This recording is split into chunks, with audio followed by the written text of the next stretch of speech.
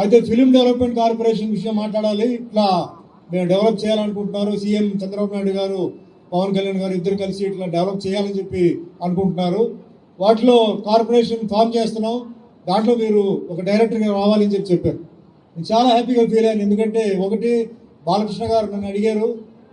And మనం ముఖ్యంగా సినీ కార్మికులందరికీ, ఎందుకంటే ఇక్కడ ఆంధ్రాలో కూడా డెవలప్ అవ్వాలి, వీళ్ళందరికీ సేవలు చేయడానికి ఒక అవకాశం నాకు వచ్చింది. సో నన్ను ఈ కమిటీలో ఒక డైరెక్టర్గా పెట్టడానికి కారణం ఏంటంటే నా ఎక్స్పీరియన్స్, నా ఏజ్, ఇమేజ్, తర్వాత నేను వేరే భాషల్లో యాక్ట్ చేస్తుంటాను కాబట్టి నాకు వేరే నాలెడ్జ్ ఉంటుంది.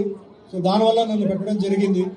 సో మాటల్లో మనం డిస్కస్ చేసింది ఏంటంటే, అప్పట్లో మన గ్రేట్ ఎన్టీఆర్ గారు, నాగేశ్వరరావు గారు వాళ్ళు ఫస్ట్ స్టూడియో అనేది వాళ్ళు స్టార్ట్ చేసింది వాళ్ళే.